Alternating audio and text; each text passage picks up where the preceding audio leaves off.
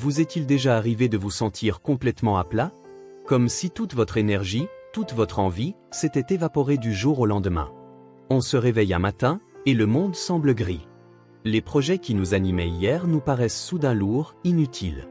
On se regarde dans le miroir et on ne reconnaît plus cette personne pleine d'ambition. C'est une sensation étrange, un brouillard épais qui s'installe dans notre esprit. On appelle ça la démotivation, le doute, le surmenage. Peu importe le nom, le sentiment est le même, on se sent bloqué. Ce combat, c'est souvent un combat silencieux. De l'extérieur, tout a l'air normal. On continue d'aller au travail, de voir nos amis, de sourire. Mais à l'intérieur, c'est une tempête. Chaque petite tâche devient une montagne.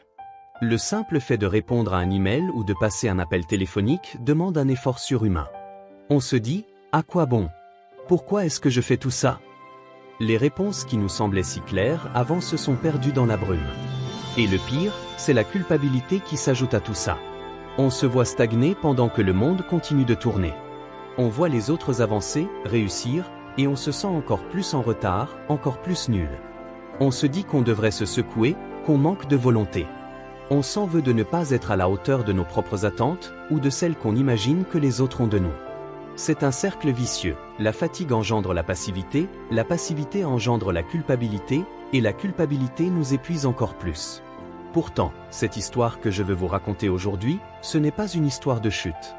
C'est une histoire de réveil.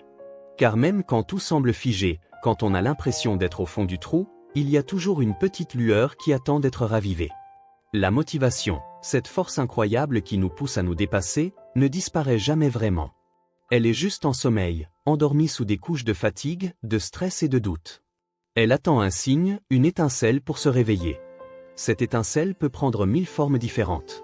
Parfois, c'est un souvenir qui remonte à la surface. Vous vous rappelez pourquoi vous avez commencé ce projet au départ. Vous vous souvenez de cette excitation, de cette passion qui vous brûlait de l'intérieur. Vous vous souvenez du rêve qui vous a mis en mouvement. Ce souvenir, c'est comme une vieille photo jaunie qui vous rappelle qui vous étiez, et surtout, qui vous pouvez encore être. Il vous chuchote à l'oreille, n'abandonne pas, ça en vaut la peine. Parfois, l'étincelle, c'est une rencontre. Une conversation avec un ami qui vous connaît par cœur et qui trouve les mots justes pour vos reboosters. Ou même une discussion avec un inconnu qui, sans le savoir, vous offre une nouvelle perspective, une nouvelle idée. Cette personne vous regarde et voit en vous un potentiel que vous aviez oublié. Ces mots agissent comme un miroir, reflétant une version de vous-même plus forte, plus capable. Et soudain, vous vous dites, et si elle avait raison? L'étincelle, ça peut aussi être une simple décision. Le fameux premier pas. On a l'impression que la montagne est infranchissable, alors on reste au pied, paralysé. Mais si on se concentrait juste sur le tout premier pas, pas sur l'ascension entière, juste sur le fait de mettre un pied devant l'autre. Ce premier pas peut être minuscule. Ranger une seule pile de papier sur son bureau. Envoyer cet email qu'on repousse depuis des semaines. Aller marcher 10 minutes dehors. Ce n'est pas grand-chose, mais cet acte brise l'inertie. C'est la preuve physique que vous n'êtes plus immobile. Et ce petit mouvement en entraîne un autre, puis un autre. L'action nourrit la motivation, pas l'inverse. J'ai connu cette traversée du désert. Il y a eu une période où créer des vidéos, ce qui est ma passion, était devenu un fardeau. Chaque idée me semblait mauvaise, chaque tournage était une corvée. Je me comparais constamment aux autres, et je me sentais de plus en plus petit. J'étais persuadé d'avoir perdu la flamme. Je pensais même à tout arrêter. J'étais fatigué de me battre contre moi-même.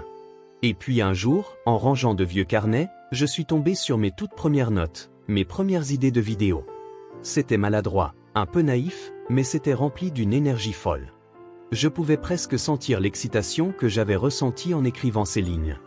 Je me suis souvenu du jeune homme que j'étais, qui ne rêvait que d'une chose, partager des histoires, connecter avec des gens. Ce n'était pas pour les vues, pas pour les abonnés. C'était pour le plaisir pur de la création. Ce souvenir a été mon étincelle. Ça n'a pas tout résolu d'un coup, bien sûr. Le brouillard ne s'est pas dissipé en une seconde. Mais une petite lumière s'était rallumée. Le lendemain, au lieu de me forcer à travailler sur un gros projet qui m'angoissait, j'ai pris ma caméra et je suis sorti filmer des choses simples, juste pour le plaisir. Des feuilles qui dansent dans le vent, des gens qui rient sur une terrasse de café. Rien de spectaculaire. Mais je créais à nouveau. Je remettais un pied devant l'autre. Ce que j'ai appris, c'est que la motivation n'est pas une ressource infinie qu'on épuise. C'est plutôt comme une plante. Si on arrête de l'arroser, si on la laisse dans le noir, elle se fane. Mais elle n'est pas morte. Il suffit de lui redonner un peu d'eau, un peu de lumière, et elle peut refleurir, parfois même plus belle qu'avant. Cette eau, cette lumière, c'est ce que vous vous donnez à vous-même, du repos, de la bienveillance, de l'inspiration. Alors si aujourd'hui vous vous sentez dans ce brouillard, sachez que vous n'êtes pas seul. C'est une expérience humaine universelle. Ne vous blâmez pas. Ne vous forcez pas à ressentir quelque chose que vous ne ressentez pas. Soyez doux avec vous-même, comme vous le seriez avec un ami qui traverse une période difficile. Autorisez-vous à être fatigué. Parfois, la meilleure chose à faire pour retrouver son chemin, c'est de s'arrêter un instant. Et puis, partez à la recherche de votre étincelle. Quelle est-elle? Un vieux film qui vous a toujours inspiré? Une chanson qui vous donne de l'énergie? Un appel à un proche que vous n'avez pas eu depuis longtemps? Une promenade dans un lieu que vous aimez? Ne cherchez pas la solution miracle qui va tout changer. Cherchez le tout petit déclic. Le premier pas. Le simple rappel que ce que vous traversez est normal, et surtout, que ce n'est pas une fin en soi. La motivation n'est pas perdue. Elle attend juste que vous soyez prêt à la retrouver. Elle est là, en vous, tapie dans un souvenir, dans un rêve, dans une décision. Elle attend patiemment que vous lui tendiez la main pour la réveiller. Rappelez-vous, chaque grand voyage a commencé par un simple pas. Quel sera le vôtre aujourd'hui?